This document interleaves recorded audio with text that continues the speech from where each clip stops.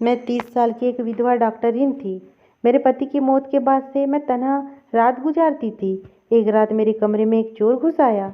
जब आवाज़ से मेरी नींद खुली तो मैंने उन्हें चोरी करते हुए पकड़ लिया। मुझे अकेला पाकर उन दोनों ने मेरे साथ कुछ ऐसा किया कि रात भर मेरी चीख निकल रही थी।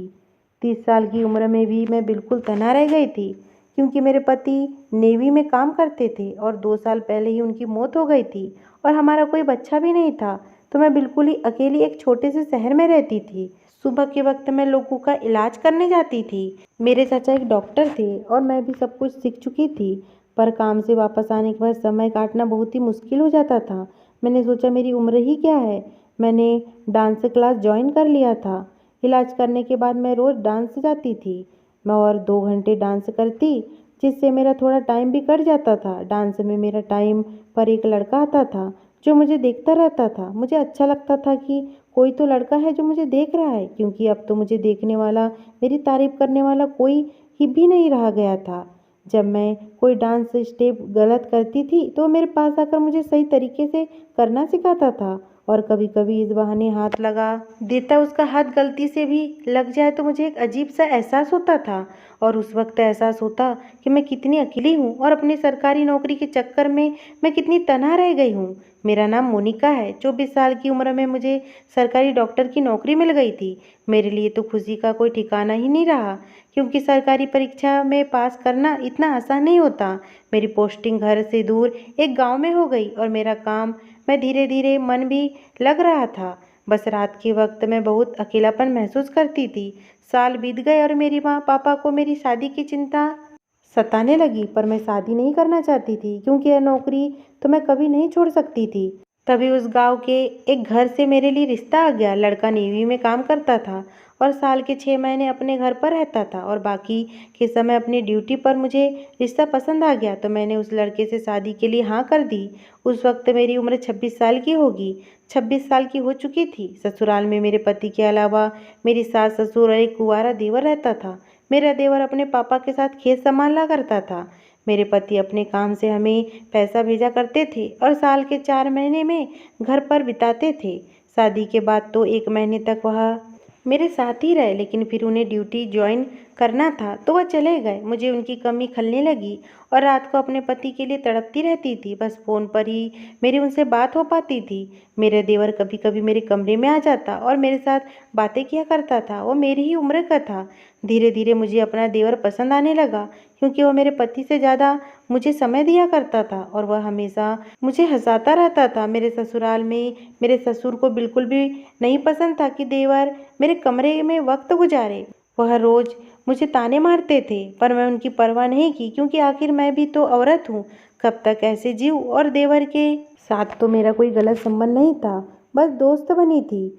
जब मेरे पति 6 महीने बाद घर आए तो मेरे ससुर ने मेरे पति के कान भर दिए। ना जाने उन्हें क्या उल्टा सीधा बात बता दिया कि मेरे पति मुझ पर बरस पड़े। मैंने कहा, आप चले जाते हो इसलिए मैं अंकित से बात कर लेती हूँ, पर हमारे बीच में कुछ भी ऐसा वैसा नहीं है। लेकिन मेरे पति ने अपनी माँ और पापा के साथ मिलकर देवर की शादी करवा दी। मेरे देवर अब अपनी पत्नी के साथ वक्त गुजारने लगा तो मैं फिर से अकेली हो गई। फिर मैं कुछ बच्चों को डांस सिखाने लगी, जिससे मेरा समय कट जाया करता था, और जितना भी समय मिलता मैं अपने पति से फ़ोन पर बात किया करती थी। शादी को 7 साल हो चुके थे, पर मैं गर्भवती नहीं हो पाई, और 7 सालों के दौरान इतने ताने सुने कि मेरे आंखों से आंसू आ जाते। मेरी देवरानी को 3 बच्चे हो गए थे और मेरी गोद अभी भी सुनी थी।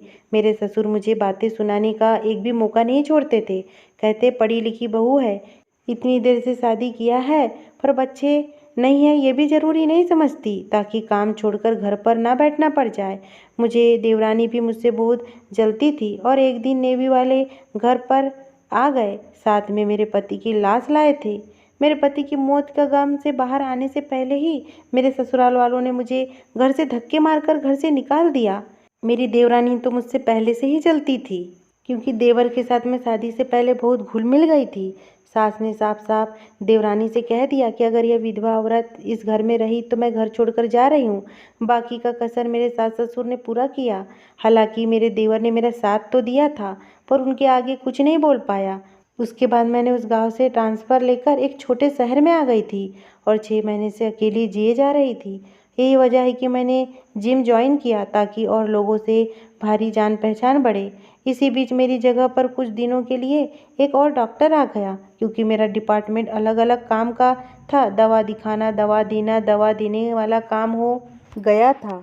उसकी वजह से मैं अपनी जगह पर कुछ दिनों के लिए एक लड़की को काम सिखाकर आई थी। तो मैंने सोचा कि अपने भैया भाभी के पास चली जाती हूँ।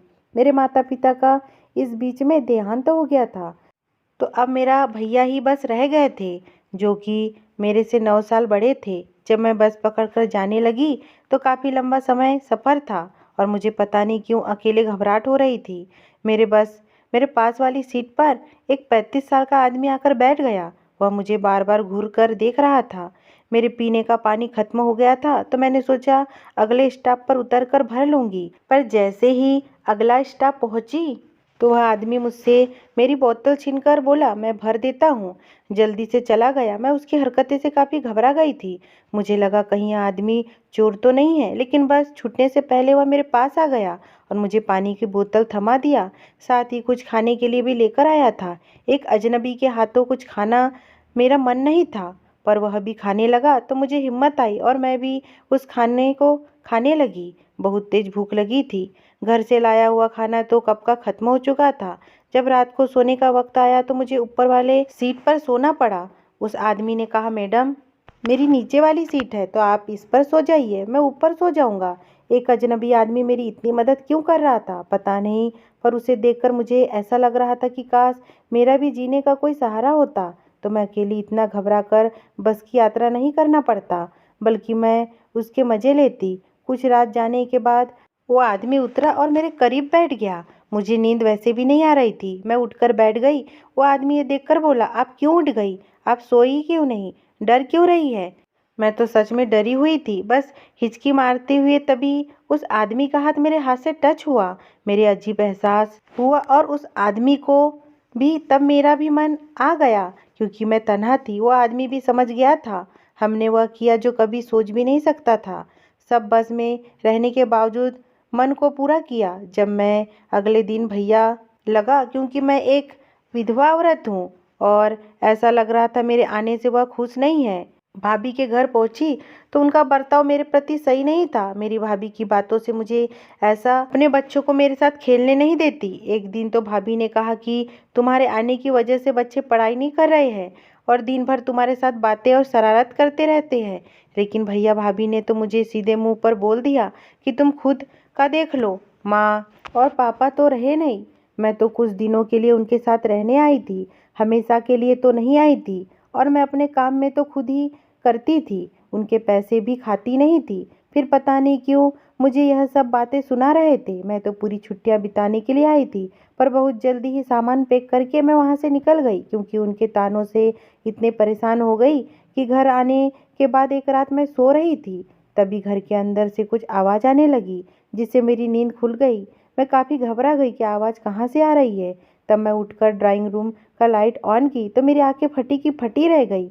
एक आदमी नकाब पहने मेरे कमरे के अंदर था। जरूर कोई चोर होगा, तभी अपना चेहरा ढक कर आया है। मुझे समझ में नहीं आ रहा था कि क्या करूं। तभी सोच में मैं चिल्लाती हुई, उससे पहले ही मेरे मुंह से आवाज़ निकल पाती, वह आदमी मेरे पास आ गया और मुझे पकड़ लिया और मेरे मुंह पर अपना हाथ रख दिया। मेरा दिल बहुत तेजी से धड़कने लगा। मुझे अकेली औरत को आदमी ने घेर लिया था। मैं करती तो क्या करती। वो चुपचाप थोड़ी देर खड़ा रहा तो मैं भी शांत हो गई। जब उसने अपना नकाब हटाया तो मेरे सर के ऊपर से आसमान टूट पड़ा। मेरे पैरों के नीचे से जमीन निकल गई। यह तो वही डांस क्लास वाला आदमी था। जरूर कोई प्लानिंग करके रखी होगी। आखिर मुझे अकेली औरत से यह लोग चाहते क्या है। इससे पहले कि मैं उससे कुछ कहती, उन्होंने कहा, हम आपके पति मोहन के दोस्त हैं, हम सब साथ में काम करते थे। मैं यहाँ किसी मकसद से आया हूँ। आप घबराइए मत, मैं आपका कोई भी नुकसान नहीं होने दूंगा। मुझे चाय बनाने को कहा। अपने पति का नाम सुनकर मैं शांत हो गई और चाय बनाने के लिए किचन में चली गई। तब रात के 2 बज रहे थे। आखिर यह आदमी सच बोल रहा था या झूठ? मैं यह सोच सोच कर काँप रही थी। चोरों की तरह रात के 2 बजे यह आदमी मेरे कमरे में क्यों आया, जबकि वह जानता है कि मैं विधवा हूँ। मैं डर के मारे पूरी तरीके से काँप रही थी। तभी मैंने नल खोला और अपने ऊपर पानी डालने लगी। जब चाय बन गई तो मैं चाय लेकर कमरे में पहुंची। पानी से मेरी साड़ी गीली हो गई थी। जब मैं उस आदमी को चाय दी तो वो मेरे तरफ घूर घूर कर देख रहा था और मेरे गीले बदन को ताक रहा था। घबराहट के मैंने अपने कपड़े भी नहीं बदले, और बदलती भी कैसे, वह आदमी मेरे बेडरूम में ही बैठा हुआ था। मैं चाय लेकर गई। वह आदमी कहा कि आपके पति ने मरने से पहले हमसे वादा लिया था कि हम आपका ध्यान रखेंगे। वह आपसे बहुत मोहब्बत करते थे और आपके बारे में हमें बताते रहते थे। आपके पति की आखिरी इच्छा यह है कि मैं आपसे शादी कर लूं। यह सुनकर तो मेरा सिर चकरा गया। वह क्या कह रहा था? शादी कर लो? मेरा पति की आखिरी इच्छा है? ऐसी इच्छा उन्होंने कैसे पाल ली? मुझे तो यह भी नहीं मालूम कि यह आदमी मेरे पति का दोस्त है या नहीं, क्योंकि वह कभी भी इस आदमी का जिक्र नहीं किया। मैं वहां बैठ गई और उनसे कहा कि मैं शादी कैसे कर सकती हूँ? मैं अपने पति से बहुत प्यार करती हूँ। वो आदमी कहा, यह हम सोच रहे थे, इसलिए 2 साल तक हम आपके पास नहीं आए। लेकिन आपके पति की आखिरी इच्छा मुझे अंदर ही अंदर खाए जा रही थी। इसी वजह से मैंने ही फैसला किया कि मैं आपसे शादी कर लूँगा, ताकि उनकी आत्मा को शांति मिले। मुझे तो कुछ भी समझ में नहीं आ रहा था कि आखिर मैं क्या करूं, लेकिन मेरे पति के मरते ही ससुराल वालों ने भी मुझे निकाल दिया। भैया भाभी भी नहीं चाहते थे कि मैं उनके पास जाऊं। मैं बिल्कुल अकेली रह गई थी। ना जाने क्यों मैं इस आदमी पर भरोसा कर ली और उसे हाँ कर दी। फिर उसके बाद उस आदमी ने जो कुछ भी किया, मैं बिल्कुल ही घबरा गई और रात भर मेरी चीखें निकलती रही। मुझे नहीं पता था कि यह आदमी मेरे साथ, जब मैं सुबह उठी तो वह आदमी जा चुका था, और फिर मैं अपने आप को कोसने लगी। मुझे यकीन हो चुका था कि आदमी धोखेबाज था और बस मौके का फायदा उठाने आया था। तभी मेरी नज़र घर की अलमारी पर पड़ी, जो खुली हुई थी। उसको देखते ही मैं बहुत घबरा गई। जैसे ही मैं अलमारी के पास गई तो उसका लॉकर खुला हुआ था और उसके अंदर पड़े हुए मेरे सारे सोने के जेवरात और मेरी डॉक्टरी कागजात सब गायब थे, जो कि मेरे पति ने 7 वर्षों से मुझे बना कर दिए थे। जब मेरे सास ससुर ने मुझे घर से निकाल दिया तो फिर जेवरात भी वापस मांग रहे थे, पर मैंने उन्हें देने से साफ मना कर दिया था, क्योंकि मुझे मेरे पति ने बनवा कर दिया था। वह गहने दिए थे। मेरी आंखों से आंसू आ गए। अब तो मैं पुलिस के पास भी नहीं जा सकती थी। क्या रिपोर्ट लिखवाती? इससे मेरी ही बदनामी होती। वो आदमी मुझे लूट कर चला गया था। तभी मेरे पास एक फ़ोन आया। कॉलर आईडी में उनका नाम देखकर मैं घबरा गई। कांपते हुए मेरे हाथों से जब मैंने फ़ोन उठाया तो उधर से मेरे सास मुस्कुरा रही थी, हंस रही थी और कहा कि तेरे कलेजे में ठंडक पहुंच गई। और मेरे कलेजे में भी। मैं समझ चुकी थी कि उस आदमी को मेरे पास मेरे सास ससुर ने भेजे थे, ताकि वह जेवरात और मेरी डॉक्टरी कागजात चुरा सके। ऐसा लग रहा था कि मेरे साथ एक घिनौना मजाक हुआ था। लेकिन करीब 3 महीने के बाद किसी ने मेरे दरवाजे की बेल बजाई। जब मैंने दरवाज़ा खोला तो मेरा देवर सामने खड़ा था। मैंने कहा, तुम मुझसे अब क्या लेने आए हो? तभी उन्होंने मेरे सारे जेवरात और डॉक्टरी कागज मुझे वापस कर दिए। मेरा देवर अंदर आया और कहा, भाभी, मेरे माँ पापा और मेरी बीवी ने आपके गहने लेने के लिए सारा गंदा खेल खेला था, लेकिन बुरे कर्म का नतीजा हमेशा बुरा ही होता है। जेवर चोरी करने के बाद ही उनका स्वर्गवास हो गया और मेरी पत्नी ने भी मुझसे तलाक ले ली। अभी मुझे तलाक मिल गया है क्योंकि मेरी पत्नी को कॉलेज के लड़के से प्यार था।